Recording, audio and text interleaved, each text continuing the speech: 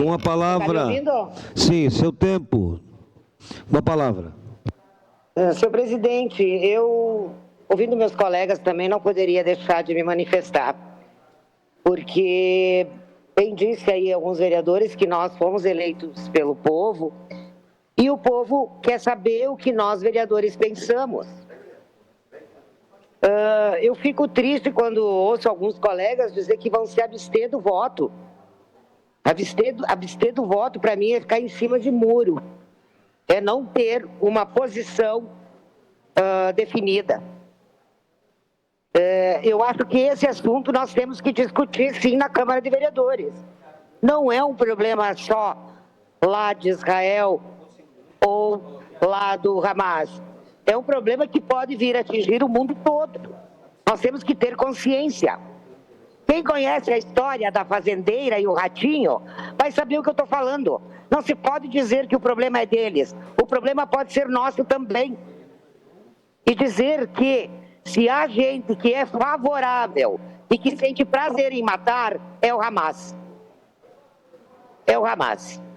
Eu não quero dizer que sou só favorável a Israel, mas também sou favorável, me consolido com os palestinos civis.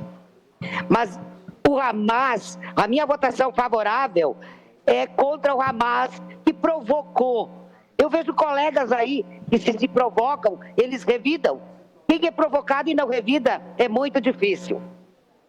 Então, assim, eu quero dizer que eu acho justa essa moção.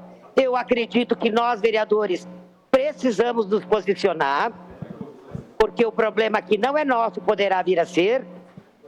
O Hamas tem prazer em matar, e não é só matar israelenses. Olha o que houve com as torres gêmeas dos Estados Unidos. Quem foram?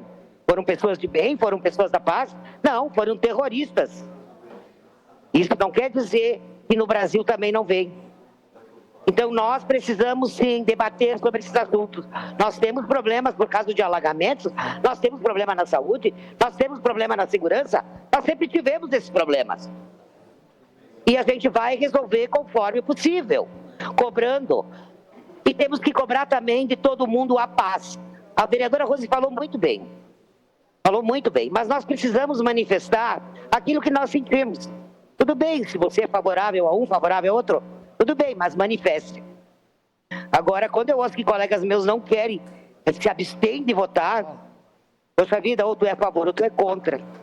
Então, eu quero dizer aqui, senhor presidente, que votarei favorável com a maior tranquilidade, porque sou contra qualquer tipo de guerra, qualquer tipo que venha atacar a vida do ser humano, seja ele de raça, de que cor, de que credo ele seja. Então, meu voto será favorável. Muito obrigada, senhor presidente. Peço a palavra.